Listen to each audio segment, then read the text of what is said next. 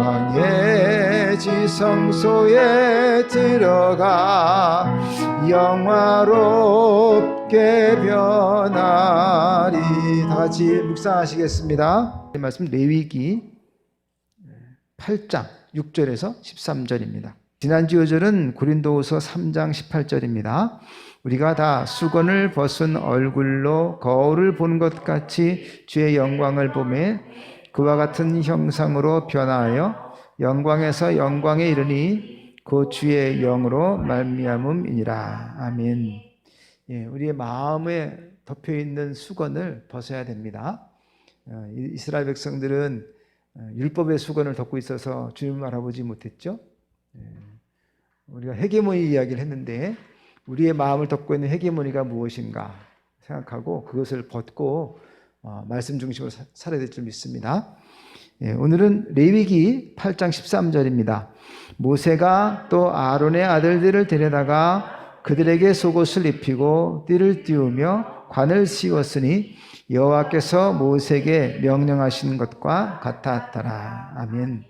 오늘은 제사장 임직식에 관한 말씀입니다. 지난주 김현 목사님의 밴쿠버 중앙교회 임직식을 정말 축하드려요.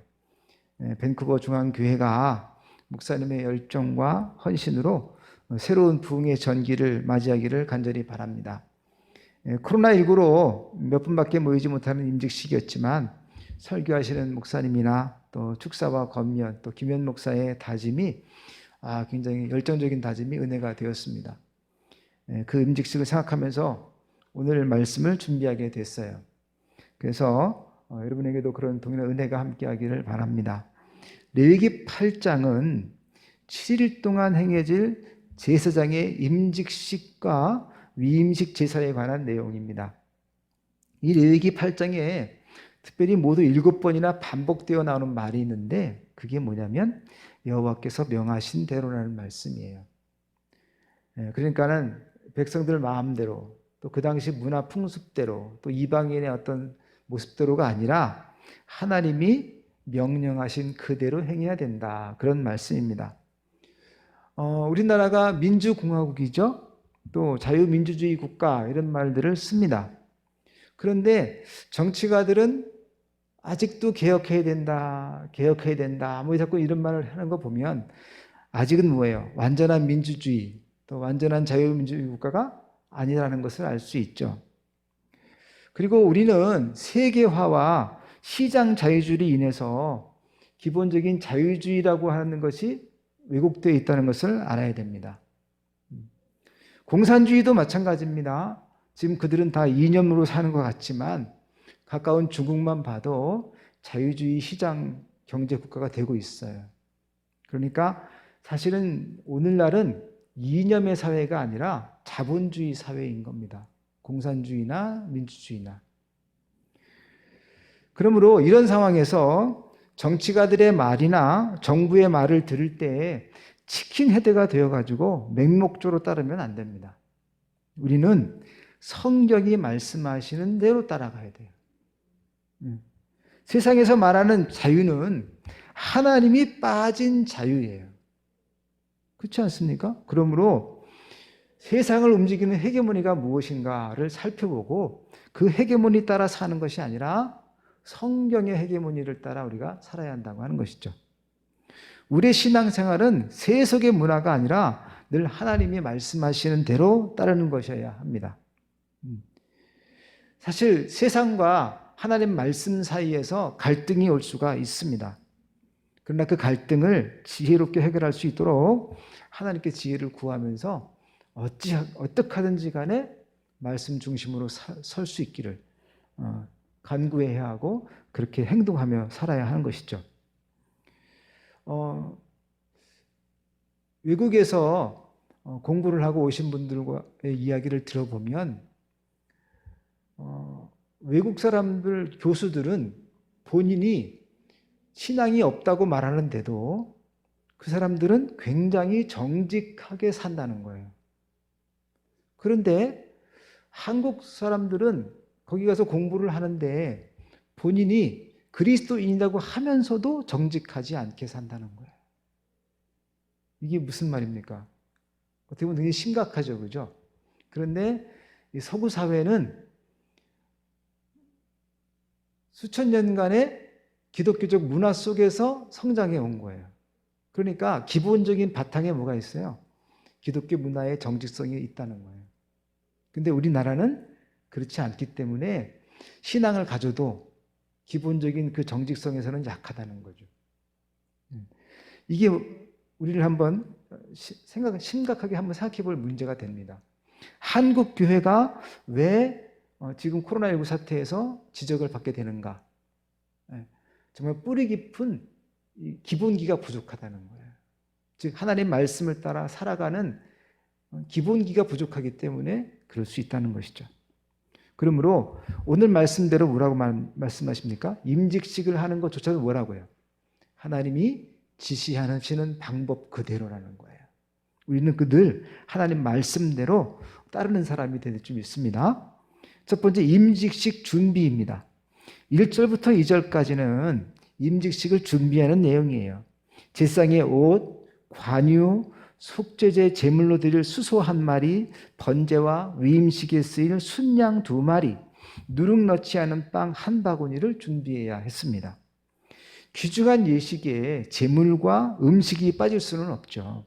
그리고 예물로 드리는 것은 흠없고 깨끗한 것으로 준비해야 했습니다.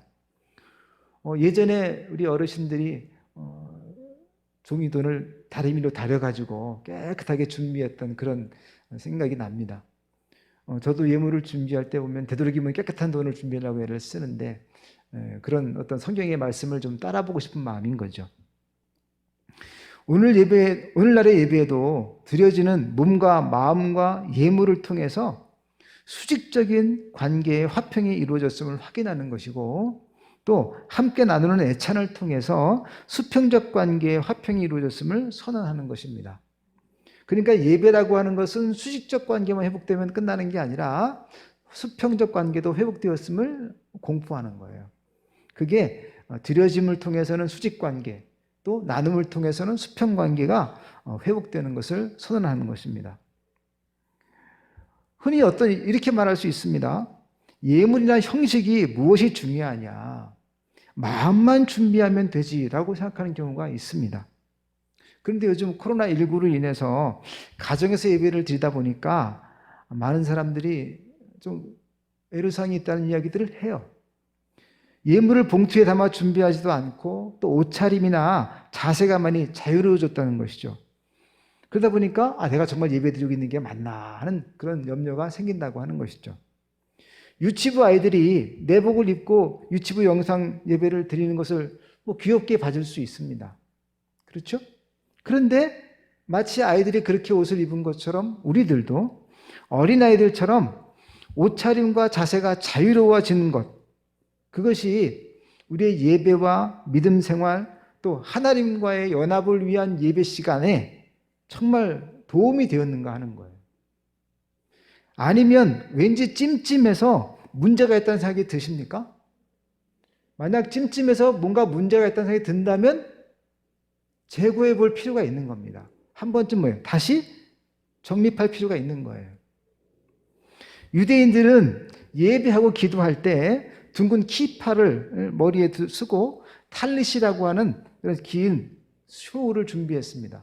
그리고 그 탈릿에는 내귀퉁이에는 쉐마를 상징하는 찌찌트가 있었어요. 옷술, 그 술이 달려 있었습니다. 그리고 이 탈릿을 두를 때는 그냥 두르는 게 아니에요. 머리에서부터 이렇게 허리까지 이렇게 싹 쓰는데 시편 104편을 묵상하면서 엄유하시며 사랑이 많으신 거룩하신 하나님을 하나 되게 하기 위하여 또 복되다 하나님의 임재여 하나님을 하나 되게 하기 위하여 모든 이스라엘의 이름으로 나는 찌찌트가 달린 탈릿으로 내 자신을 감쌉니다. 내 영혼과 248개의 나의 뼈마디와 365개의 나의 혈관이 613계명의 상징인 찌찌트의 빛으로 나를 감쌉니다. 그렇게 고백하면서 뭐예요? 그걸 쓰고 기도하고 그걸 쓰고 예배를 드린다는 거예요. 그러니까는 그런 격식을 차리는 순간에 어떻게 될까요? 사람은 좀 더 어떻게 해요? 마음의 경건을 회복해 간다는 거죠. 장소를 구분하고 또 격식을 갖춤으로 인해서 우리가 경건함을 일상생활 속에서 회복하는 거예요. 매우 중요한 시간인 겁니다. 그렇죠? 근데 이것에 대해서도 예수님께서는 지적하신 적이 있어요. 왜냐하면 그들이 옷을 더 길게 만들고 찌찌티를 더 길게 만들고 그래서 뭐예요? 자신이 더 거룩한 것처럼 더 경건한 것처럼 그걸 쓰고 다니는 거예요. 그리고 신장로에 나가서 뭐예요? 더 그거 쓰고 막 손들고 기도하고 그러는 거죠. 그러니까 그런 드러내기식을 위한 자랑하기 위한 그런 모습은 주님이 원치 않으셨어요.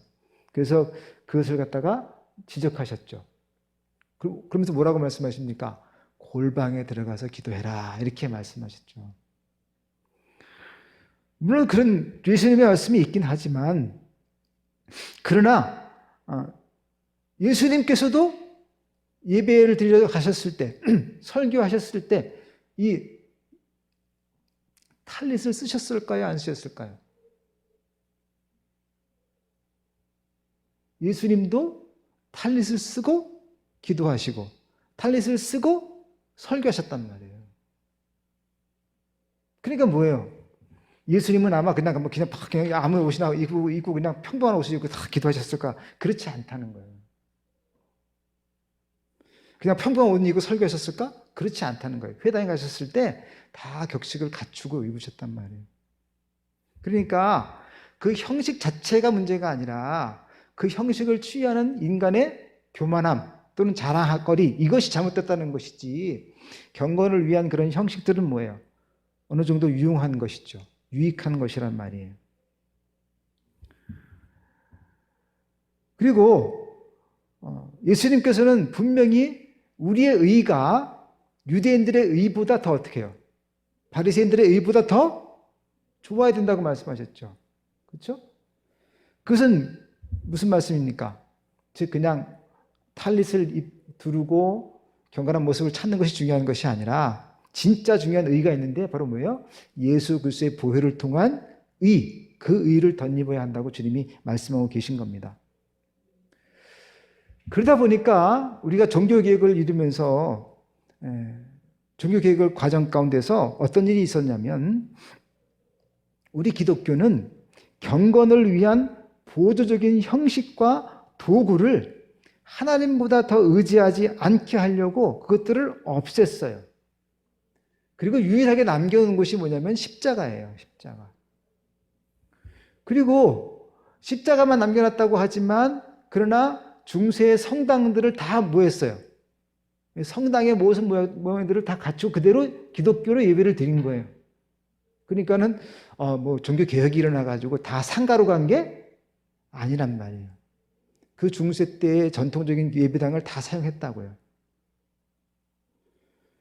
그러니까 그때는 지금하고는 좀 다르겠죠, 그죠? 좀 더 경건미가 있었을 겁니다. 그리고 현대 교회는 점점 어떻습니까? 십자가와 십자가 종탑을 세운 예배당 그리고 정기적인 예배, 구역 소모임 외에는 우리의 마음을 경건하게 만들 장치가 다 없어요. 천주교보다 훨씬 더 없죠. 우리 예전에 저희 외할머니께서는 화장대 위에다가 마리아상도 갖다 놓고 또 향나무도 걸쳐놓고 촛대도 갖다 놓고 초도 켜고 이러고는 집에서 묵주를 돌려가면서 기도하셨어요. 그렇게 형식을 갖추면 어떨까요? 조금 더 경건한 모습이 마음에 생기잖아요. 근데 이제 기독교에서는 그런 게 다 우상숭배야 이렇게 말하면서 그걸 다 없애버렸단 말이에요. 그러니까 남은 것은 뭐밖에 안 남으냐? 다시 말하지만 십자가만 남았고 또 십자가가 종탑이 있는 예배당만 남았고 시골교회에서는 예전에 땡그랑 종이라도 쳤단 말이죠. 그죠? 근데 지금은 그런 것도 없어요. 지금은 어떻게 보면 예배라고 하는 형식만 우리가 경건을 위해 남아있는 거예요. 그리고 소모임, 소그룹, 성경 공부하는 거 이런 것들이 우리가 경건을 위한 또 경건한 신앙생활을 위한 장치예요. 최소한의 장치란 말이에요. 왜 그래요? 오직 믿음이라고 하는 구호가 중요했기 때문에 그런 겁니다. 그런데 지금 코로나19 사태로 인해서 소모임도 금지되고 또 교회에 나오지 못하는 상황 가운데서 가정에서 예배를 드리는데 가정에는 십자가 하나도 없고 더군다나 옷이나 모든 자세가 어때요? 경건의 모양을 갖추지 못한 그런 자유로운 그런 상황이 된다고 하는 것이죠. 이런 상황에서 예배를 드리다 보면 우리 마음이 정말 경건해져서 하나님과의 합일 관계로 연합된 관계로 나아갈 수 있냐는 것이죠. 그렇지 못하다는 것이 많은 사람들이 이야기하고 있는 거고 또 그것 때문에 성도들도 힘들다 이런 얘기를 하는 겁니다. 지금 제가 말씀드리는 것은 예배당에서 드려야 된다 아니면 가정에서 드려야 된다 이 말씀을 드리는 게 아니라 중요한 것은 예배 시간을 통해서 하나님과 연합하는 관계로 나아가는 게 중요하다는 거예요. 근데 그것을 위해서는 좀 경건한 장소와 자세가 필요한데 지금 상황에서는 그렇지 못한 경우가 가정에서는 발생할 수 있다 보니까 우리 신앙에 도움이 되지 않고 마이너스가 난다는 겁니다. 그러면 그렇지 못한 경우라면 우리가 결단해서 예배당에 나오는 것이 좋다는 거예요. 철저하게 방역수칙 지키고 손소독제 발라가면서 또는 우리 예식장에 가면은 일회용 비닐장갑도 끼고 막 하지 않습니까? 그처럼 그렇게라도 다음 주에는 일회용 장갑이라도 좀 마련하면 좋을 것 같아요. 그래서 다 그걸 끼고 볼펜 만지는 것도 싫잖아요, 그죠? 그러니까 한 사람이 따로 그냥 기록하고 여러분 들어가기만 하면 아니 체크하고 들어가기만 하면 되고 이렇게라도 어떤지 해서 우리가 QR 코드도 이렇게 그냥 접촉하지 않으려고 하는 거 아닙니까? 뭘 만지지 않으려고 하는 거니까. 꼭 만져야 된다면 장갑 끼고 만지고 이렇게 해서라도 우리가 최대한 방역수칙을 잘 준비한 상태에서 우리가 거리를 지키고 예배를 드리는 것이 어떨 것이냐. 그것이 우리가 어떻게 하든지 하나님과의 연합하는 예배를 맛보기 위해서 그 연합하는 예배를 경건한 삶을 유지하기 위해서 할 수 있는 일이라면 우리는 결단할 필요가 있다고 하는 것이죠. 두 번째, 회중 소집입니다. 3절부터 5절은 모세가 하나님의 명령대로 임직식에 참여할 회중을 회막 어기로 소집하는 장면이에요. 이스라엘 백성들은 하나님 앞에 얼굴을 보여야 했습니다. 요셉과 임신한 마리아도 호적을 하러 베들레헴에 왔지만 절기를 맞이해서 성전을 찾은 거예요. 6월절 절기를 맞이해서. 또 성전에서 아기 예수의 할례를 행했어요. 매년 절기 때마다 또 어린 예수님을 데리고 성전에 왔습니다. 그래서 성전에서 예수님이 잃어버린 사건도 있었지 않습니까? 사무엘은 백성들을 미스바로 모이라고 했고 회개의 제사를 드렸습니다. 이스라엘이 모였다는 소식에 블레셋이 이스라엘이 싸우려고 하는 줄 알고는 쳐들어옵니다. 그런데 한마디로 블레셋이 선빵을 내린 거죠. 그죠? 그런데도 오히려 전쟁 준비도 하지 못한 이스라엘 백성들이 완전히 승리하고 맙니다. 블레셋이 완전 대패하고 말아요. 왜 그럴까요? 하나님께 속죄의 손을 두고 나온 하나님께서 속죄의 손을 두고 나온 이스라엘과 함께 하셨고 그들의 편을 들어주셨기 때문에 그런 거예요. 여러분 하나님께 얼굴을 보여야 됩니다. 그러면 하나님이 편들어 주시는 거예요. 요즘 코로나19로 인해서 자녀분들도 걱정될 수 있고 또 방역당국들이 물론 아이들은 좀 더 안전하다고 하지만 그래도 염려스럽죠. 그리고 직장에서나 사업장에 대한 걱정이 되죠. 만에 하나 내가 걸리게 되면 사업장에서도 큰 문제가 됩니다. 그렇죠? 근데 카페나 음식점, 가족 모임, 또 야외 활동보다 교회에서 예배드리는 1시간의 예배 시간이 더 위험하다는 생각은 어서 온 거죠. 우리는 한번 좀 고민해 볼 필요가 있을 것 같아요. 우리 교회 성도들은 성도 수가 그렇게 많은 건 아닙니다. 1부, 2부 예배를 나눠드리면 한 40명가량은 예배할 수 있으니까 거의 몇 사람 빠지지 아니하고 다 모여 주일에 예배드릴 수 있어요. 그래서 지금 이제 코로나19 2.0 단계가 계속 이어진다 그러면 다시 1부, 2부 예배를 좀 드렸으면 하는 마음이 있습니다. 그렇게 해서 어떻게 해요? 어떻게 하든지 하나님께 얼굴을 보이고 그럴 때 하나님이 우리와 합일되는 일치하는 예배가 되는 것이고 그리고 우리가 하나님의 편에 서게 된다고 하는 것이죠. 지금 제가 말씀드리는 것은 방역수칙을 어기겠다고 말씀드리는 게 아니에요. 여러분 생활 속에서 방역을 철저하게 해야 됩니다. 손소독 자주 하세요. 저는 많이 나다니지 않기 때문에 모르지만 하여간 손소독, 저는 손 자주 씻습니다. 집에 여기만 있어도, 교회에 있어도. 또 손님 오면 마스크 항상 쓰고 있고요. 그러니까 그런 상황에서 혹 내가 일주일 동안 지내면서 혹 내가 그런 위험한 환경에 갔다 왔다 그런다면 한 주쯤은 쉬면서, 그렇죠? 한 주간 좀 쉬면서 집에서, 교회에서 예배, 아니, 가정에서 예배 드리면서 주일 예배에 나오는 것을 좀 삼가할 수도 있겠지만 의심스러운 행동이 없거나 전혀 증상이 없다면 우리가 철저하게 방역수칙을 지키고 예배하는 것이 좋을 것 같습니다. 지난 1년간을 경험해 보니까 너무 집에서만 예배드리는 것 시간이 장기화되는 것은 우리 신앙생활에 도움이 되지 않는 것 같아요. 물론 우리는 우리의 건강과 이웃의 생명을 위해 조심해야 합니다. 그런데 그 방법에 있어서 우리의 신앙에 손상이 간다면 방역수칙을 지키는 범위 안에서 다시 한번 고심해 봐야 한다는 것입니다. 가정에서든 예배당에서든지 또 예배 시간만이 아니라 삶의 중요한 변화의 순간순간마다 먼저 하나님 앞에 여러분의 얼굴을 보이시기를 바랍니다. 그래야 삶의 승리가 따릅니다. 그래야 블레셋을 이길 수 있는 거예요. 하나님께서는요, 이스라엘 백성에게 자신을 섬기는 방법을 말씀하시면서 제사 의식을 통해서 전능하시고 자비하신 하나님을 경험하게 하셨습니다. 마찬가지로 세속과 우상 숭배하지 않고 하나님을 섬기는 방법은 참된 예배자가 돼서 하나님과 연합하는 방법인 겁니다. 예배당에서든 가정에서든지 간에 그리고 삶의 모든 순간에 신령과 진정으로 예배드리는 성도가 다 되시기를 축원합니다. 세 번째, 임직식이에요. 6절부터 13절은 임직식을 거행하는 장면입니다.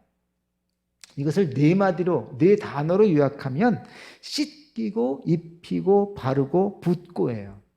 씻기고, 성소와 번제단 사이에는 물두멍에 물로 손과 발만 씻는 게 아니라 온몸 전체를 깨끗하게 씻는 것을 말합니다.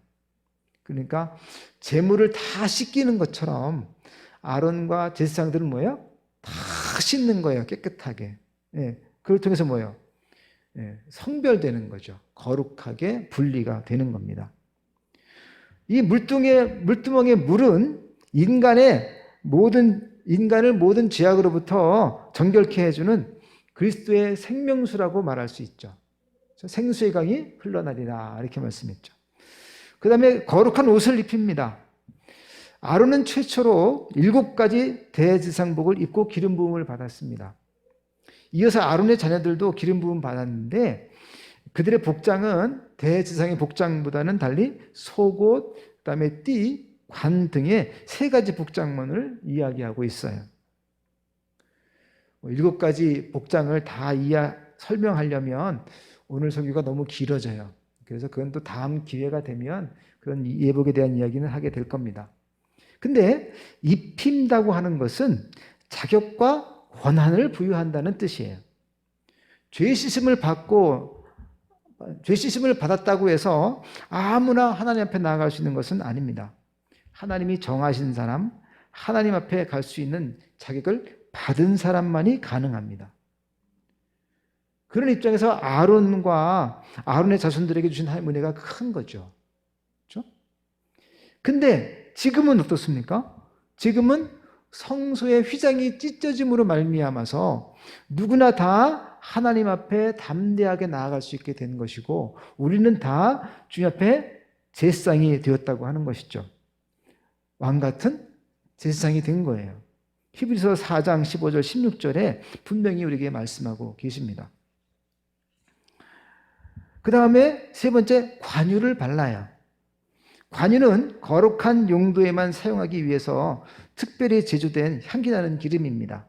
이 관유를 번제단에 7번 뿌리고 또 물두멍을 비롯한 모든 기구에 발라가지고 공식적으로 완전하고 거룩하게 구별합니다. 이 성막의 기구들은 일반적인 용도로부터 하나님의 거룩한 용도로 공식 이전되었다고 하는 표식이에요. 기름을 바르는 것은. 오늘날도 예배를 드릴 때 예배당에 갖춰지는 물건들이 있죠. 근데 그걸 갖다 뭐라고 보통 말합니까? 성구라고 이야기하죠. 그래서 뭐 우리 의자 같은 경우도 성구사에서 사왔잖아요. 그죠? 예. 예배당에 있는 의자가 피아노, 또는 예배당에 있는 피아노가 세종문화회관에 있는 의자나 피아노보다 못하죠. 그렇죠? 더 좋은 것은 아니에요. 그죠?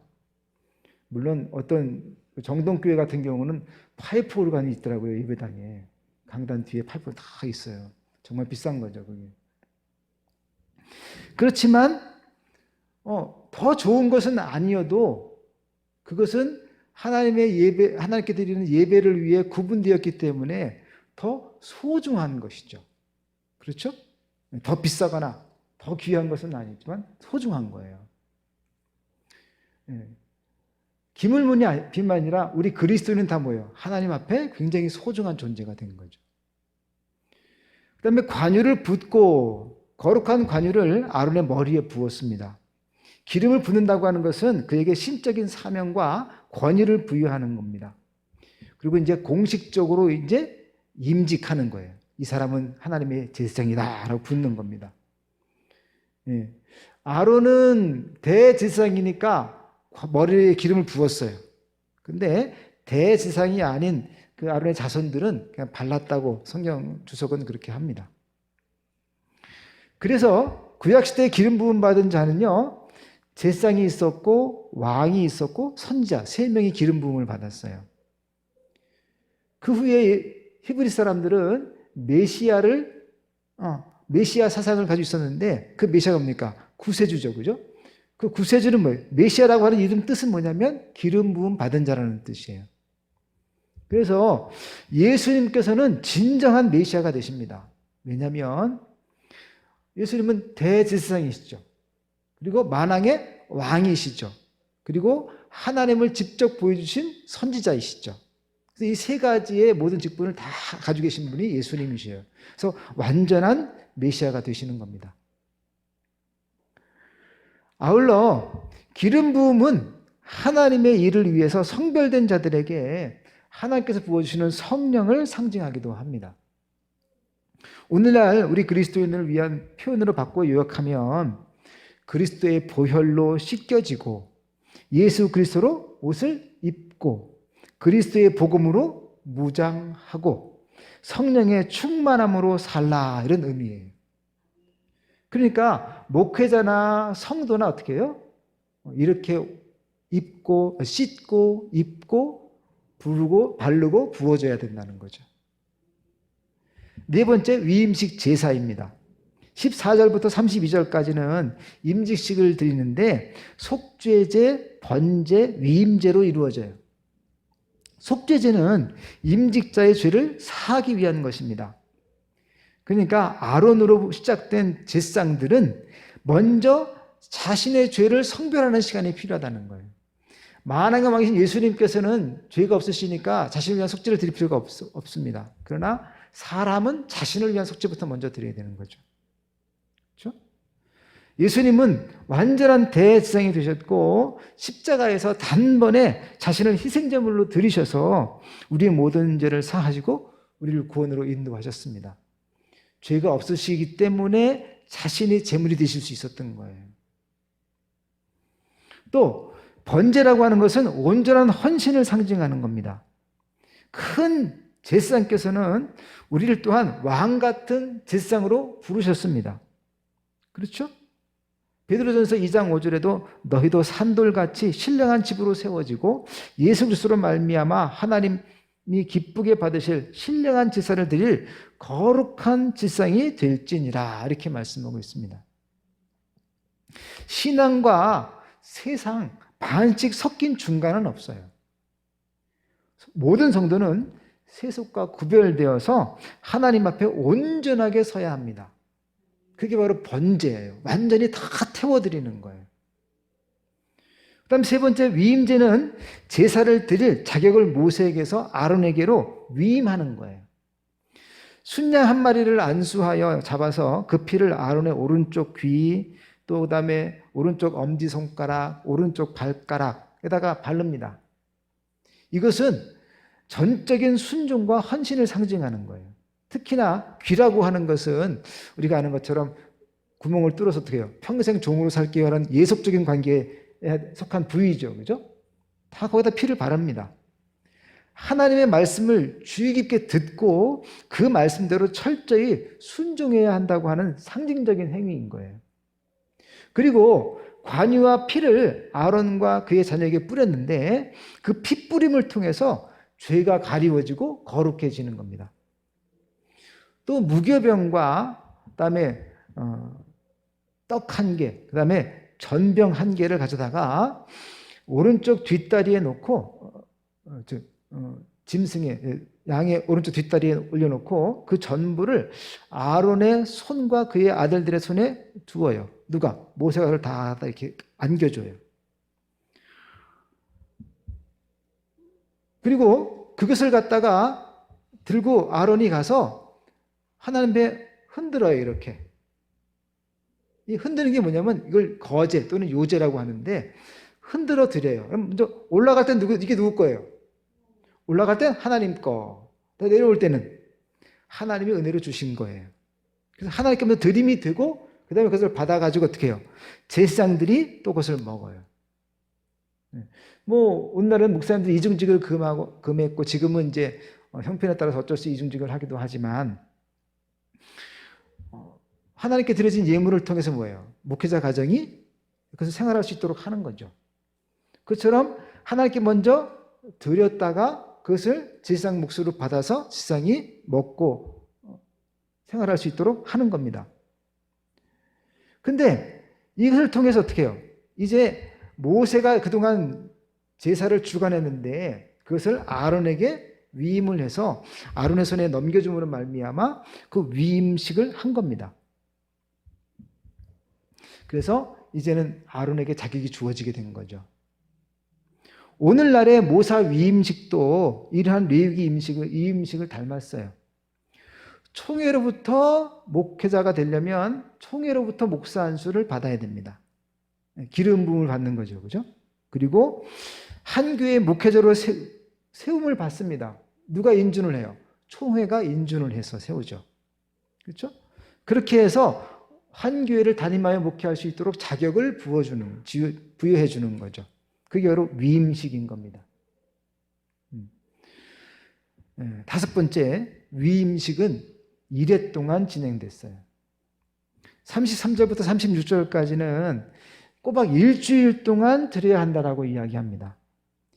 그러니까는 우리 지금은 하루만 드리죠, 그죠? 물론 준비는 뭐 한 달 동안 며칠 동안 할 수 있겠지만 보통 하루만 예배 드리잖아요. 근데 이 당시의 위임식은 일주일 동안 하는 거예요. 그리고 매일 아침 저녁으로 제사를 계속 드리는 겁니다. 임직식 하게 될 제사장은 일주일 내내 회막 밖을 나갈 수가 없었어요. 그 안에 머물러야 했습니다.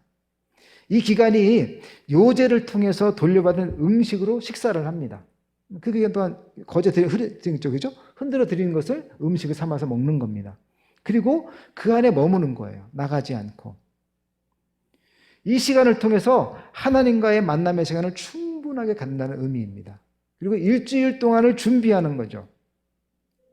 시편 23편 말씀처럼 다윗의 고백처럼 하나님께서는 원수의 목전에서 상을 베풀어 주시는 분이십니다. 예수님께서는 성만찬으로 그 의미를 우리에게 알려주신 거예요. 그래서 우리가 예배 때 우리 교회는 한 달에 한 번 지금은 이제 못하고 있지만 성찬식을 통해서 뭐예요? 내게 상을 베풀어 주신 하나님을 고백하는 거죠. 천지를 지실 때 7일간 만드시고 6일간 만드시고 하루를 쉬심으로 완성하셨죠. 그것처럼 제사장을 만드는데도 며칠이 걸려요? 7일이 걸려요. 이 완전 숫자예요. 그러니까 천지를 만드신 것만큼이나 제사장을 세우는데 하나님이 공을 들이고 계신 거예요. 그만큼 거룩하게 세우는 겁니다. 특별히 34절 말씀에서는 이 기간을 속죄하게 하려고 명하신 것이라고 말해요. 죄인인 사람은요, 속죄의 과정을 통해서 거룩한 성도가 되는 겁니다. 제사장이 될 사람은 제사장으로 임직하여 세상에 나가서 일하기 전에 무엇보다 자신을 일주일 동안 성별하는 시간이 필요한 거예요. 깨끗하게 하는 시간이 필요합니다. 그리고 하나님과의 교제와 하나님과의 친밀한 시간, 또 기도하는 시간을 통해서 자신의 죄를 성찰하고 거룩해지는 거예요. 성별되는 겁니다. 세상과 철저히 단절하고 하나님의 뜻대로 훈련받는 기간인 거죠. 그리고 그 기간을 통해서 하나님의 사람으로 온전하게 헌신하는 거예요. 번제를 드리면서. 출애굽기 33장 7절에서 11절 말씀 보게 되면 이와 관련해서 모세의 생활이 소개되고 있어요. 광야 40년 동안 모세가 이스라엘 백성들을 이끌었죠. 그죠? 그런데 모세는요, 그 40년 동안 어떤 일을 했냐면 항상 진중에서 떠나서 자신만의 회막을 만들어 놓고 거기에 가서 하나님께 기도했다는 거예요.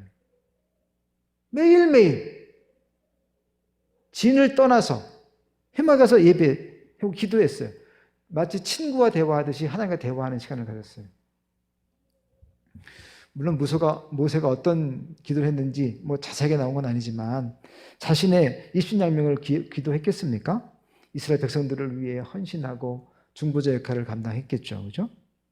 그리고 가나안 땅까지 무사히 백성들이 이끌어주기를 늘 기도했을 겁니다. 그리고 그 기도를 하고 나서도 40년 동안을 이스라엘 백성들을 이끌 수 있었던 것은 40년 동안 회막에서 기도했기 때문인 거예요. 그렇게 자신을 구별하고 성찰하는 시간, 대화하는 시간이 있었기 때문에 지도자로 설 수 있는 겁니다. 그러므로 목회자들은 늘 기도하고 말씀 보고 자신을 성별하는 시간들이 필요한 거죠. 근데 재미있는 것은 모세가 회막을 떠나잖아요. 근데 여호수아는 안 떠나요. 여호수아는 그 회막을 지켜요. 그러니까 모세 다음에 누가 지도자가 됩니까? 여호수아가 되는 거예요. 여러분, 오늘날의 지도자로 서려면, 하나님 쓰신 지도자 되려면 이런 성별하는 시간들이 필요한 겁니다. 우리 목사들도 이걸 닮아야 되고요. 목사만이 아니라 성도는 다 성별된 제사장입니다. 왕 같은 제사장이에요. 그러므로 그런 시간들을 가져야 하는 겁니다. 요즘 코로나19로 방송을 보면 꼭 옆에 수어로 통역하는 사람들 나오죠. 그렇죠? 수어 통역하고 나오지 않습니까? 막 하면서 어떤 분들은 막 입까지 막 말고 막 하면서 막 좀 재밌게 하는 분도 계시고. 그런데 그리스도인이라고 하는 수어가 뭔지 아십니까? 그리스도인.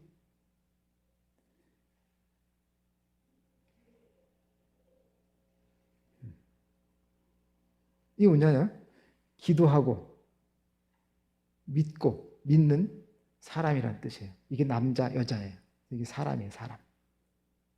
그러니까 기도하고 믿고 따라가고, 누구를? 예수님을 따라가고, 그리고 그 사람, 이 사람이 그리스도인이라는 거예요.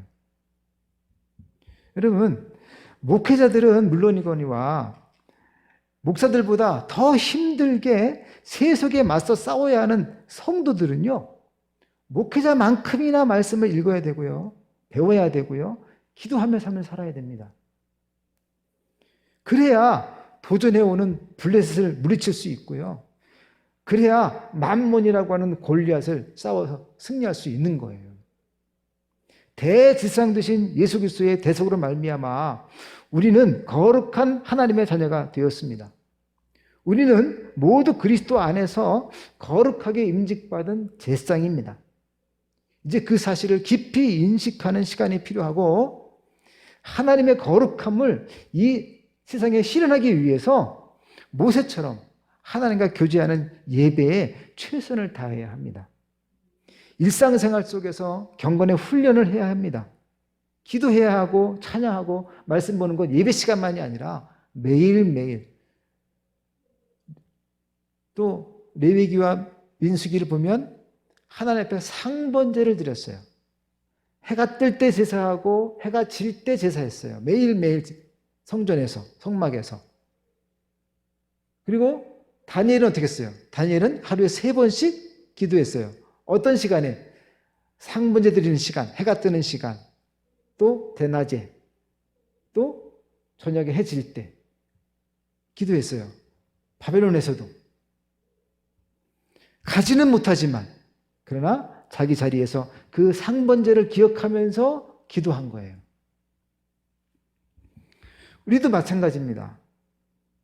그리스도의 보혈로 씻겨지고 예수 그리스도로 옷을 입고 예수 그리스도의 복음으로 무장하고 성령의 충만함으로 우리가 은혜 받아서 이 땅을 살아가야 합니다. 그렇게 해서 이 땅에서 승리하는 우리 성도가 다 되시기를 간절히 축원합니다. 같이 이 시간에 우리 복음 송가채 174번 찬양하고 함께 기도하겠습니다. 주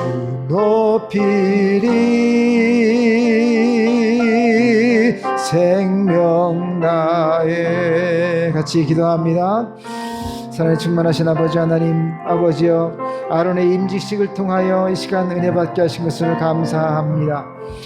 아론을 임직하여 대생으로 세우신 것처럼 우리를 주님의 거룩한 자녀로, 백성으로, 또 왕같은 제상으로 세워주시니 감사를 드립니다. 주님의 거룩한 보혈로 말미암아 우리를 깨끗게 씻어 주시옵시고, 아버지여, 예수 그리스도로 옷을 입고 살게 하시며 그리스도의 복음으로 무장하고 성령의 충만함을 부어주시니 얼마나 감사한지 모릅니다. 이제 그에 합당한 삶을 살 수 있도록 우리를 인도하여 주시옵소서. 예배 시간만이 아니라 일상생활 모든 순간순간 주님과 동행하는 거룩한 백성이 될 수 있도록 우리를 붙잡아 주시기를 간절히 원하옵나이다. 어떻게 하면 더 거룩함을 찾을까? 세상에 한 발을 걸치고 성령에 한 발을 걸친 중간지대는 없습니다.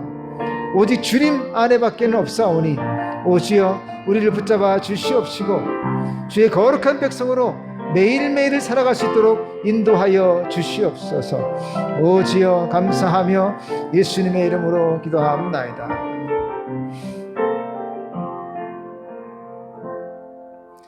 이제는 우리를 사랑하셔서 하늘 영광 보좌 버리시고 낮고 낮은 말구에 사람의 형체로 오시며 죄인의 모습으로 십자가 달려 물가피를 쏟으셔서 우리의 모든 죄를 감당하여 주시고 창세한 지 사흘 만에 죽은 자 가운데서 다시 살아나심으로 천국을 소망케 하신 예수님의 그 크신 은혜와 독생자 예수님을 아낌없이 내어주시고 지금도 눈동자와 같이 살피시며 의의 팔로 인도하시는 하나님의 그 크신 사랑과 성령님의 감화 감동 충만하신 은총이